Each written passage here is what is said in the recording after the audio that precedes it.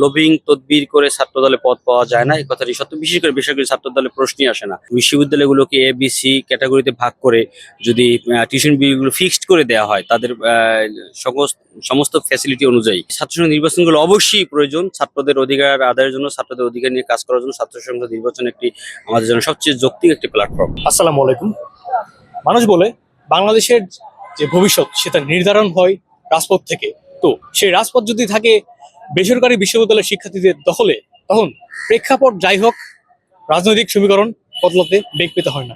তো বেসরকারি বিশ্ববিদ্যালয়ের ছাত্র রাজনীতি নিয়ে কথা বলতে আজকে আমাদের সাথে যুক্ত হয়েছেন বাংলাদেশ বেসরকারি শাখা ছাত্র দলের সভাপতি জনাব আবু হুরায়রা ভাই। তো ভাই, আপনি কেমন আছেন? আচ্ছা, আলহামদুলিল্লাহ ভালো আছে। আপনি কেমন আছেন? আলহামদুলিল্লাহ ভালো আছি। তো আপনার কাছে আমার প্রথম প্রশ্ন, এতক্ষণ যে পরিবর্তনের কথা বললাম, আসলে এই বর্তমান সময়ে 24-এর পরে সেই নতুন রাজনীতি দেশে সম্ভব, নাকি সেই পুরনো ধাঁচের রাজনীতি প্রাধান্য পাবে? অবশ্যই আপনি জানেন যে আমরা আশাবাদী যে আমরা যে পরিবর্তন চেয়েছি, তরুণ প্রজন্ম বিশেষ করে বেসরকারি ছাত্র দলের যে ভূমিকা ছিল আন্দোলনে, তারা যে ভূমিকা রেখেছে, সেই জায়গা থেকে আমাদের যে প্রত্যাশা, সেই প্রত্যাশার জায়গা আমরা এখনো অটল। অবশ্যই পরিবর্তন চাই, পরিবর্তনের জন্য এই পরিবর্তন হয়েছে এবং পরিবর্তিত আমাদের পরিবর্তন চাই বলেই এখন বাংলাদেশ একটি গণতান্ত্রিক সরকার বর্তমানে বিরাজ করছে এবং গণতান্ত্রিক সরকার আমরা তরুণ প্রজন্মের আশা আকাঙ্ক্ষা প্রতিফলন ঘটাবে বলেই আমার বিশ্বাস। তো সাধারণ মানুষ বলে আসলে বেসরকারি বিশ্ববিদ্যালয়ের শিক্ষার্থীরা তাদের বাপের টাকায় পড়াশোনা করে, তো তারা খেয়ে তাদের কাজ নেই যে তারা রাজনীতিতে জড়াবে। তো এই বিষয়টাকে আপনি কিভাবে দেখছেন? আসলে মানুষের যে এই ধারণা, এটা কি ভুল ধারণা, নাকি এটার পিছনে যৌক্তিকতা আছে? না, শুধু প্রাইভেট বিশ্ববিদ্যালয়ের শিক্ষার্থীরাই তার পরিবার বা বাপ মায়ের টাকা পড়াশোনা করে না, মূলত ছাত্র জীবনে সবাই তার পরিবারের উপর ডিপেন্ডেন্ট থাকে। কিন্তু প্রাইভেট বিশ্ববিদ্যালয়ের শিক্ষার্থীদের উচ্চ টিউশন ফি থাকার কারণে একটা বাড়তি চাপ থাকে পরিবারের উপরে। তো সেই জায়গা থেকে পড়ালেখা বা পরিবার থেকেও একটু শিক্ষার্থীদের প্রতি বা ছাত্রদের প্রতি একটু চাপ থাকে যে অনেক টাকা পয়সা খরচ করে তাদেরকে পড়াতে হচ্ছে, যেন তারা ভালো মতো পড়াশোনা করে। অনেক পরিবারের ধারণা থাকে যে যদি ছাত্র রাজনীতিতে শিক্ষার্থীরা যুক্ত হয় সেক্ষেত্রে পড়ালেখার ক্ষতি হতে পারে। তবে এই ধারণাটা সত্যি নয়। কেন, আমিও তো একজন ছাত্রনেতা, ছাত্রদল করেই আজকে এই জায়গায় এসেছি।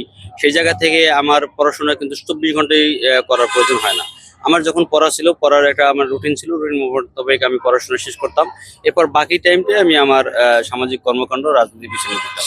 তো বিষয় হচ্ছে যে এই ধারণাটা এখন আর সত্য না, কারণ এখন প্রাইভেট বিষয়ের শিক্ষার্থীরা অনেক বেশি সচেতন, তারা আগের থেকে অনেক বেশি অ্যাক্টিভ এখন রাজপথে আপনি দেখবেন। এবং দেশের প্রয়োজনে দেশপ্রেম যেখানে আছে, যেখানে দেশপ্রেম দেখানোর সুযোগ আছে এবং দেশের স্বার্থ যেখানে আছে সেখানে তারা ঝাঁপিয়ে পড়তেছে এবং দেশের সাথে কাজ করতেছে। আর এটাকেই তো আমি রাজনীতি মনে করি। সারা দেশে পাবলিক বিশ্ববিদ্যালয়গুলোতে ছাত্র সংসদ আছে এবং ছাত্র সংসদ নির্বাচন হয় প্রতি বছর। তো বেসরকারি বিশ্ববিদ্যালয়গুলোতে কোনো নির্দিষ্ট ছাত্র সংসদ নেই।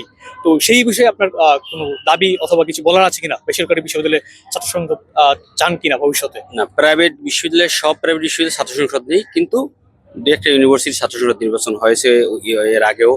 এই গত বছর হয়েছে, যেমন বিশ্ববিদ্যালয় ছাত্র সংসদ নির্বাচন এর আগেও কয়েকবার হয়েছে। তো এই ছাত্র সংসদ নির্বাচনগুলো অবশ্যই প্রয়োজন ছাত্রদের অধিকার আদায়ের জন্য, ছাত্রদের অধিকার নিয়ে কাজ করার জন্য। ছাত্র সংসদ নির্বাচন একটি আমাদের জন্য সবচেয়ে যৌক্তিক একটি প্ল্যাটফর্ম। সেই জায়গা থেকে প্রত্যেকটি প্রাইভেট বিশ্ববিদ্যালয়ে ছাত্র সংসদ নির্বাচন হওয়া উচিত। তাহলে এই যে শিক্ষার্থীদের কল্যাণমুখী যে কাজগুলো আছে সেগুলো যখন আমরা ছাত্রদল করতেছি, বিভিন্ন ছাত্র সংগঠনও করতেছে, সেই জায়গাটি ছাত্র সংসদ নির্বাচন হলে ছাত্র সংসদ নির্বাচনের মাধ্যমে নির্বাচিত প্রতিনিধি দায়িত্ব পালন করতে পারবে। শিক্ষার্থীরা সরাসরি তাদের প্রতিনিধির মাধ্যমেই সেই তাদের চাহিদাগুলো পূরণ করতে পারবে। দেশের বিভিন্ন বেসরকারি বিশ্ববিদ্যালয়ে সাধারণ ছাত্রছাত্রীদের উপর অতিরিক্ত টিউশন ফি এবং কিছু হিডেন ফি বিশ্ববিদ্যালয় কর্তৃপক্ষ দ্বারা চাপিয়ে দেওয়া হয়। তো সেই বিষয়গুলো সমাধানে আপনাদের ছাত্রদলের কোনো পদক্ষেপ থাকবে কিনা? অবশ্যই এ নিয়ে আমাদের এর আগেও আমাদের কর্মসূচি ছিল এবং আমাদের বিভিন্ন ধরনের অ্যাক্টিভিটি ছিল। আমরা বিশ্ববিদ্যালয় কর্তৃপক্ষের কাছে এটি আনুষ্ঠানিক অনেক সময় ছাত্রের পক্ষ থেকে আমরা দাবি জানাই এবং অ্যাপ্লিকেশন দিয়ে থাকি। তো আপনি জানেন যে এক এক ইউনিভার্সিটি পড়াশোনার মান কোয়ালিটি অনুযায়ী আলাদা। সেই হিসেবে আমার দাবি থাকবে যে বিশ্ববিদ্যালয়গুলোকে এ বি সি ক্যাটাগরিতে ভাগ করে যদি টিউশন বিগুলো ফিক্সড করে দেওয়া হয়, তাদের সমস্ত ফ্যাসিলিটি অনুযায়ী, বিশ্ববিদ্যালয় ল্যাব ফ্যাসিলিটি, টিচার ফ্যাসিলিটি থেকে শুরু করে তাদের মান অনুযায়ী যদি টিউশন ফি নির্ধারণ করে দেখা গভর্নমেন্টের জন্য, সেটা নিয়ে আমরা ভবিষ্যতে কাজ করার চিন্তা ভাবনা আছে আমাদের। ধন্যবাদ, খুব সুন্দর উত্তর ছিল। তো ইউজিসির নিয়ম অনুযায়ী বেসরকারি বিশ্ববিদ্যালয়গুলোতে দরিদ্র ও মেধাবী শিক্ষার্থীদের জন্য 6% স্কলারশিপ থাকার কথা ছিল। তো এই বিষয়টাকে সুষ্ঠুভাবে বাস্তবায়ন করার জন্য, স্কলারশিপের বিষয়টাকে তদন্ত করার জন্য বেসরকারি বিশ্ববিদ্যালয়ের ছাত্রদলের কোনো ভবিষ্যৎ পরিকল্পনা আছে কিনা? অবশ্যই আমরা যাই যে সরকার কর্তৃক নির্ধারিত বিশেষ মঞ্জুরি নির্ধারিত যে 6% মেধার উপরে ভিত্তি করে যে শিক্ষার্থীদেরকে পড়াশোনার সুযোগ করে দেয়া মেধা কোঠায় সেটি নিয়ে অবশ্যই বিভিন্ন ইউনিভার্সিটি কার্যক্রম তারা পরিচালনা করে আসতেছেন, কিন্তু সেটা স্বচ্ছতার ভিত্তিতে হচ্ছে না। সেই জায়গাটাকে জবাবদিহিতে আওতায় আনার জন্য এবং 6%কে কনফার্ম নিশ্চিত করার জন্য যে মেধাবী শিক্ষার্থী 6% কোঠায় তারা ভর্তি নিচ্ছেন কিনা সেই জায়গাটা কনফার্ম করার জন্য বিশ্ববিদ্যালয় মনিটরিং করা দরকার। সেই জায়গা থেকে আমরাও ইতিমধ্যেই পদক্ষেপ নিয়েছি এবং পদক্ষেপ নেওয়ার চিন্তা ভাবনা আছে বেশ কিছু ইউনিভার্সিটিতে। সেটি নিয়ে আমরা দাবি দেওয়ার মাধ্যমে তুলে ধরতে চাচ্ছি বিশ্ববিদ্যালয় কর্তৃপক্ষ এবং বিশ্ববিদ্যালয় মঞ্জুরি কমিশনকে। ধন্যবাদ। তো বেসরকারি বিশ্ববিদ্যালয়ে ছাত্র দলে পদ পাওয়ার মানদণ্ড আসলে কি একাডেমিক সিজিপিএ নাকি বড় ভাইয়ের লবিং? না, একাডেমিক সিজিপি এবং বড় ভাই লবিং এর উপরে আমরা পদ পদবি কখনো নির্ধারণ করি না। আমরা সাংগঠনিক দক্ষতা, তারপরে সংগঠনের প্রতি তার পরিশ্রম এবং তার ত্যাগ, বিশেষ করে আমরা অবশ্যই মেধাবীদেরকে মূল্যায়ন করি। সাথে সাথে মেধা একটি মানদণ্ড, বাট লবিং তদবির করে ছাত্র দলে পদ পাওয়া যায় না, এই কথাটি সত্য। বিশেষ করে বেসরকারি ছাত্র দলে প্রশ্নই আসে না। আমরা সবার জন্য উদার পন্থী পন্থা অবলম্বন করি। আমরা চেষ্টা করি সবাইকে সুযোগ করে দেওয়ার জন্য যার যার যোগ্যতা অনুযায়ী। তো বেসরকারি বিশ্ববিদ্যালয়ের সাধারণ শিক্ষার্থীদের আপনারা কিভাবে ইউটিলাইজ করেন? এটা কি আপনারা পাবলিক বিশ্ববিদ্যালয়ের মতো মিছিলের কর্মী হিসেবে মূল্যায়ন করেন, নাকি তাদের স্কিল ডেভেলপমেন্টে আপনারা কাজ করেন বা ভবিষ্যতে কাজ করবেন বলে আশাবাদী? অনেক সুন্দর প্রশ্ন করেছেন। আপনি জানেন যে প্রাইভেট বিষয়ে শিক্ষার্থীরা সাধারণত ক্রিয়েটিভ মেধাভিত্তিক রাজনীতি করতে বেশি পছন্দ করে। পাশাপাশি দলীয় কর্মসূচি থাকলে তো সেখানে অবশ্যই আমাদের উপস্থিত থাকতে হয় এবং উপস্থিত রাখতে হয় সবাইকে। সেই জায়গা থেকে আমরা অবশ্যই মেধাভিত্তিক এবং ক্রিয়েটিভ এবং সামাজিক কর্মকাণ্ডের দিকে বেশি গুরুত্ব দিয়ে থাকি। সেই বিষয়গুলো আমাদের সবসময় মাথায় থাকে এবং প্রাইভেট বিষয়ের শিক্ষার্থীদের যে ভালো লাগার জায়গাটাই এটা, যে তারা মেধাভিত্তিক রাজনীতি পছন্দ করে।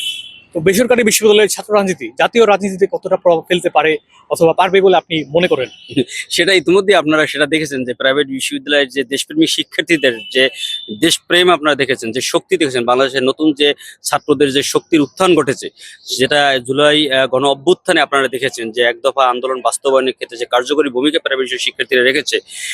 এরপর আর প্রাইভেট শিক্ষার্থীদের কোনো পরীক্ষায় উত্তীর্ণ হতে বলে আমি মনে করি না। এবং এর আগেও কোটা সংস্কার আন্দোলন, নিরাপদ সড়ক আন্দোলন থেকে শুরু প্রত্যেকটা জায়গায় প্রাইভেট শিক্ষার্থী যেখানে সম্পৃক্ত হয়েছে এবং শিক্ষার উপর আরোপিত ভ্যাট বিরোধী আন্দোলন, প্রত্যেকটা জায়গায় আমরা সফল হয়েছি। আমাদের কোনো ব্যর্থতার ইতিহাসই নেই। তো এই দেশপ্রেমিক শিক্ষার্থীদেরকে যদি আপনি রাষ্ট্র পরিচালনায় এবং ছাত্রদলের সংগঠন পরিচালনার ক্ষেত্রে দায়িত্ব দেওয়া হয়, অবশ্যই তারা শতভাগ সফল হবে আমি বিশ্বাস করি। বিশেষ করে 24-এর আন্দোলনে আমরা দেখেছি যখন পাবলিক বিশ্ববিদ্যালয়গুলোতে ক্র্যাকডাউন জারি করা হয়েছিল সরকারের পক্ষ থেকে, সেই সময় বেসরকারি বিশ্ববিদ্যালয়ের যে ভূমিকা সেটা আমরা দেখতে পেয়েছি। তো বেসরকারি বিশ্ববিদ্যালয়ের কতজন আসলে শহীদ হয়েছিল আন্দোলনে, সেই হিসাবে কি আপনার এখন জানা আছে? আপনি জানেন যে আমাদের বর্তমান প্রধানমন্ত্রী এবং তখন এবং বিএনপি তখন ভারপ্রাপ্ত চেয়ারম্যান ছিলেন জনাব তারেক রহমান, এই বেসরকারি বিশ্ববিদ্যালয়ের সকল শহীদ পরিবারের পাশে দাঁড়ানোর জন্য আমাদেরকে নির্দেশনা দিয়েছিলেন।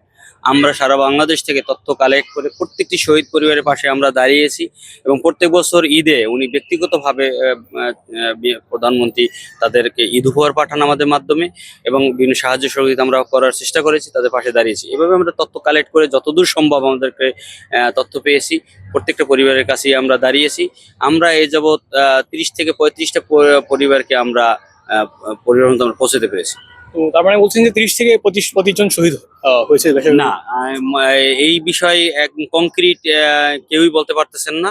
একজন এখন কেউ বলেন 51 জন, কেউ 55 জন, কেউ বলতেছেন 33 জন। হ্যাঁ, নানান সংস্থা নানান ভাবে জরিপ করেছে। তো আমরা যে পরিবারগুলোর কাছে সরাসরি পৌঁছতে পেরেছি সেই তথ্যটাই আমাদের কাছে আছে। আচ্ছা, আপনাকে অসংখ্য ধন্যবাদ। তো বেসরকারি বিশ্ববিদ্যালয়গুলোতে আসলে শিবিরের সাথে, এখন বিরোধী দল বলতে তো শিবিরকেই ধরা হয় সবচেয়ে বড় বিরোধী দল হিসেবে, তো শিবিরের সাথে আপনাদের ছাত্র দলের কেমন সম্পর্ক আসলে? বিশেষ করে শিবিরের সাথে ছাত্র দলের সম্পর্ক একটা সংগঠনের সাথে আরেকটা ছাত্র সংগঠনের যে সম্পর্ক থাকা উচিত, স্বার্থ সংশ্লিষ্ট যে বিষয়গুলো আছে শিক্ষার্থীদের কল্যাণে, সেই জায়গা থেকে আমাদের সম্পর্ক যখন প্রয়োজন হয় চেষ্টা করি তাদের সাথে একসাথে কাজ করার জন্য। আপনি জানেন যে প্রাইভেট ঐক্যনমিক একটি সংগঠন আমরা দাঁড় করিয়েছিলাম, যেটি আমরা গভর্নমেন্টের কাছে বেসরকারি বিষয়ে শিক্ষার্থীদের কল্যাণে কিছু একমত হয়ে আমরা আরো অন্যান্য ছাত্র সংগঠনের সাথে প্রাইভেট ঐক্যনমিক একটি সংগঠন দাঁড় করেছিলাম। আমরা 18 তারিখে সরকারের কাছে দাবি তুলেছিলাম যে প্রায় রেজিস্ট্যান্স ডে হিসেবে ঘোষণা করার জন্য। সেই রেজিস্ট্যান্স ডে হিসেবে সরকার আমাদেরকে আমাদের দাবি অনুযায়ী ঘোষণাও দিয়েছেন। এরপরে আমরা বিভিন্ন বিষয় যেমন ফ্যাসিস্ট হাসিনা সরকারের পতনের আন্দোলনে আমরা শিবিরের সাথে একসাথে কাজ করেছি।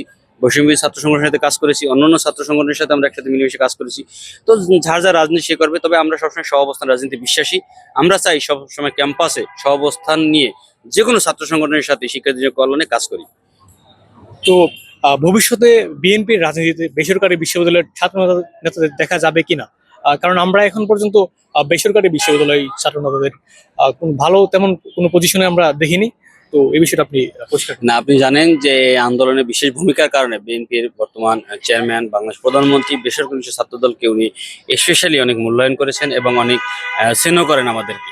সেই জায়গা থেকে আমি মনে করি অবশ্যই আমাদেরকে মূল্যায়ন করেন, তবে রাষ্ট্র পরিচালনা এবং সংগঠনের দায়িত্বে অবশ্যই বেসরকারি শিক্ষার্থীদের অংশগ্রহণ থাকা উচিত। এবং এত বড় একটি জনগোষ্ঠীকে এবং প্রায় 115টা বিশ্ববিদ্যালয় বাংলাদেশের, এই এত বড় একটি অংশকে আপনার কখনোই রাজনীতির বাইরে রেখে, ছাত্র রাজনীতির বাইরে রেখে বাস্তবসম্মত সিদ্ধান্ত হতে পারে না। তো আমি মনে করি অবশ্যই আমাদের দল সেই বাস্তবমুখী সিদ্ধান্ত নেবেন এবং দলের প্রতি সেই আশাবাদ আমি রাখি। অসংখ্য ধন্যবাদ। তো আমরা হয়তো আমাদের যে আপনাকেও ধন্যবাদ। সাক্ষাৎকার আর বেশিক্ষণ রাখবো না, তবে আরো কয়েকটা প্রশ্ন আছে, সেগুলো হয়তো ব্যক্তিগত প্রশ্ন হতে পারে। তো আপনার রাজনৈতিক আদর্শ আসলে কি? আপনি জানেন যে ছোটবেলা থেকেই শহীদ রাষ্ট্রপতি জিয়া রহমান এমন একজন ব্যক্তি ছিলেন যিনি বিএনপির প্রতিষ্ঠাতা, এবং তিনি এমন একজন ব্যক্তি ছিলেন যে খুব অল্প সময় বিএনপির মতো একটি রাজনৈতিক দল গঠন করতে পেরেছেন, এবং তার এই ইমেজের উপর ভিত্তি করে বিএনপির মতো একটি রাজনৈতিক দল পরবর্তী রাষ্ট্র ক্ষমতায় আসে। তো স্বভাবতই উনি আমার আদর্শ। ওনার এই ভালো লাগা, ওনার যে সততা, যে বাংলাদেশ ইতিহাসের সবচেয়ে সৎ রাষ্ট্রপ্রধান, সেই সততার প্রেমে পড়ি আমি ছোটবেলা থেকে বিএনপির প্রেমে পড়ি। সেখান থেকেই আমার এই বিএনপির প্রতি আমার ভালো লাগা, ভালোবাসা, পথ চলা। আর পারিবারিকভাবে আমার বাবাও বিএনপিকে পছন্দ করে। সেই জায়গা থেকে আমি একটি বিএনপি কাছ থেকে দেখার সুযোগ হয়েছে। আবার আপনি জানেন আমাদের প্রধানমন্ত্রী ছিলেন মৃত্যুর আগে বাংলাদেশের সবচেয়ে জনপ্রিয়, মানে যিনি মারা যাওয়ার পর এবং মারা যাওয়ার আগে তিনি বাংলাদেশের প্রত্যেকটি মানুষের দলমত নির্বিশেষে তিনি ভালোবাসা পেয়েছেন। তার এই সততা, এবং বর্তমান প্রধানমন্ত্রী তো মানে তুলনাই হয় না। তিনি এত অল্প সময় বাংলাদেশের মানুষ দেখেন, তার নিয়ে কোনো বিতর্কই নেই। এত মানে আমাদের দল রাষ্ট্র ক্ষমতায় এসেছে। তো সেই জায়গা থেকে আমার আদর্শ তারাই, তাদেরকে সামনে রেখেই আমি আমার রাজনীতি করি। এবং আমার আদর্শ বলতে যারা সৎ, ন্যায় পরায়ণ এবং যারা দেশের জন্য সত্যিকার অর্থে কাজ করেন, তারাই আমার আদর্শ। তো আপনার কাছে আমার সর্বশেষ প্রশ্ন থাকবে, ভবিষ্যতে যারা বেসরকারি বিশ্ববিদ্যালয়ের ছাত্র রাজনীতিতে আসতে চায়, বিশেষ করে ছাত্র দলে আসতে চায়, আর তাদের প্রতি আপনার কি মেসেজ থাকবে? হ্যাঁ, অবশ্যই তাদের প্রতি আমার মেসেজ থাকবে দলের নির্দেশনা মেনে চলা। আর দল দেশের কল্যাণে, ছাত্রদের কল্যাণে যে নির্দেশনা দিবেন অক্ষরে অক্ষরে পালন করা, দেশের প্রতি লয়ালিটি থাকা এবং দলের নির্দেশনা অনুযায়ী দেশের জন্য কাজ করে দেশকে এগিয়ে নিয়ে যাওয়া, এটাই আমার নির্দেশনা। এর বাইরে আর নির্দেশনা কি আছে? আর কখনোই যেন দলের ইমেজ ক্ষুণ্ণ হয় এরকম কোনো কাজের সাথে ছাত্রদল যেন নিজেকে না জড়ায়। তো আপনাকে অসংখ্য ধন্যবাদ আমাদেরকে আপনার মূল্যবান সময় দেওয়ার জন্য। আপনাকে অনেক ধন্যবাদ, আপনি আমার ইন্টারভিউ নিয়েছেন, অনেক কষ্ট করেছেন। আপনি দোয়া করবেন আমাদের। Thank you. তো সুপ্রিয় দর্শক, আপনারা দেখছিলেন দেখুন বাংলাদেশ বেসরকারি শাখা বিশ্ববিদ্যালয়ের ছাত্র দলের সভাপতি জনাব আবু হুরায়রা ভাইয়ের বিশেষ সাক্ষাৎকার। তো আজকে এই পর্যন্তই। সবাই ভালো থাকবেন। আল্লাহ হাফিজ।